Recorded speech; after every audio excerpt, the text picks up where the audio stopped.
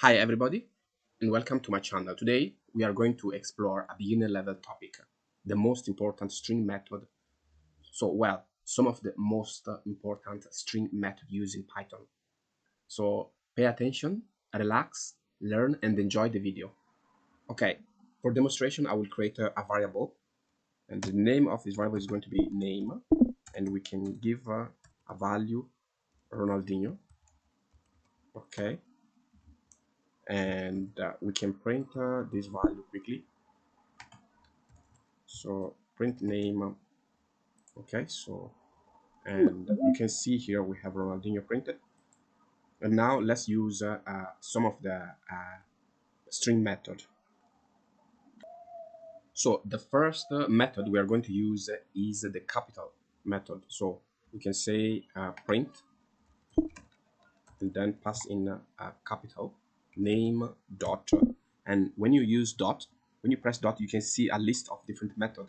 If you have IntelliSense in your IDE, you will be able to see this list. So we're going to select capitalize, and if we run this program again, we can see the first one, which is the first, and then the second one is going to make the first letter capital of the name variable.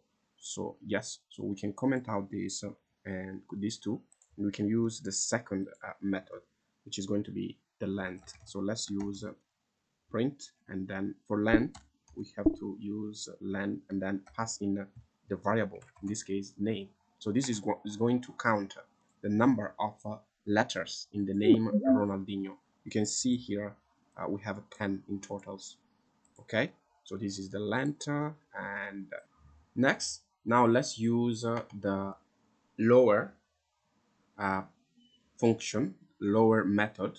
We can say print, and then we can say name dot lower, and this will make the name the first letter again. So if we change, for example, if we change this one to capital, you can see it's going to print the name, the R, in a lowercase. So we can comment out this, and we can change this again to R, and we can use the upper method. So print again, and we can pass name dot. This time we're going to use the upper method, and let's see the outcome. So you can see now every letter is capital because we are using the upper method. Okay, so let's comment out this. Next, let's use the find method. So find, basically this will help us find any letter we are looking inside the variable. So let's say we looking for, we can say name dot find, and we can pass in the letter we are looking for. Let's say we are looking for D. So okay, it will find out the index because the D, it is at index 5. If you 0 1 2 3 4 5, so D is at the 5 position. Okay, so this is very useful, so to go through a string and find a letter you are looking for. So we can use the count as well. So the counter print, and can say name dot count. This is going to give us back the length, so we can count a specific, the number of a specific letter. So let's say how many O we have inside the name Ronaldinho. So if you run this, you can see we have 2 O's in the name Ronaldinho. Okay, so another useful method you can use. Next, let's use the isDigit method to find out if the name variable is a digit or not. So we can say again print, and we can say name dot isDigit, and we can use this one, and we can print out. So this is going to return a boolean, which is a true or false. So Ronaldinho is a digit or not, so this is false. So for example, if I delete for instance these and pass in some numbers, for example 1 2 3 5, and we print this again, you will see it's true because these are numbers, are digit. So let's get this. Okay, now let's get back the value to Ronaldinho. So Ronaldinho, okay, and let's use the next method, which is going to be, let's use the is alpha printer, and we can pass in a name dot is alpha. So is alpha basically is used to check if the value are alphabetical, so if they contain only letters. So I will print now, and you can see it's true. uh, you can see it's true. If I change these to number again, so you will see it's going to be false. So it's going to be false.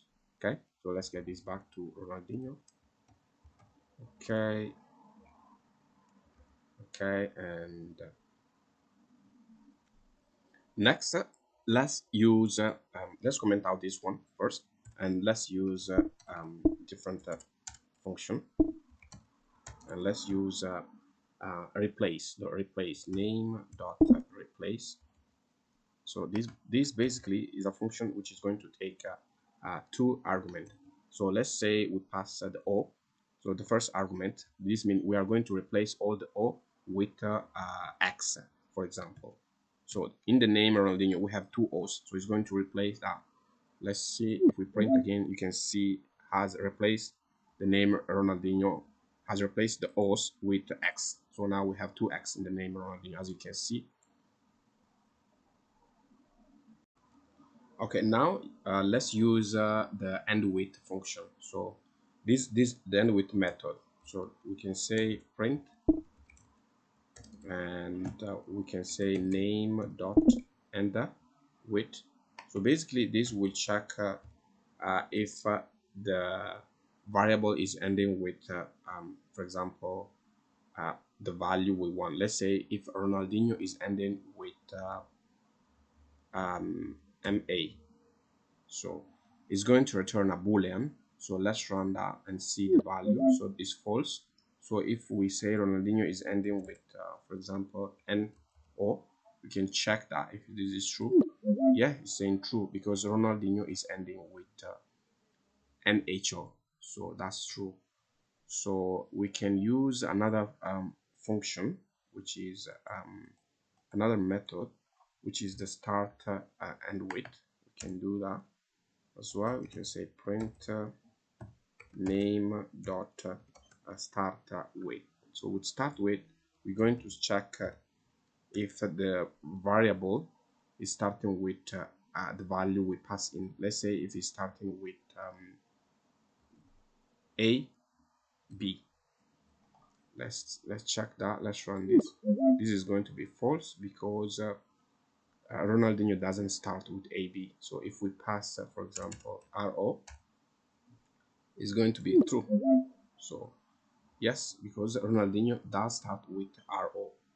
Okay, so we can confirm that. So an important feature, which is not a method I want to underline or go through, is basically something which will allow you to multiply the string multiple times. Let's say we can say name multiply, you can pass and multiply, let's say by 6. So this is going to print a 6 time the name. So if I run this, you can see we have a Ronaldinho print 6 times. So we can change this to, let's say 2, and it's going to print 2 times. So these are few methods, string method now you can use to improve your code, your project. So thank you for watching.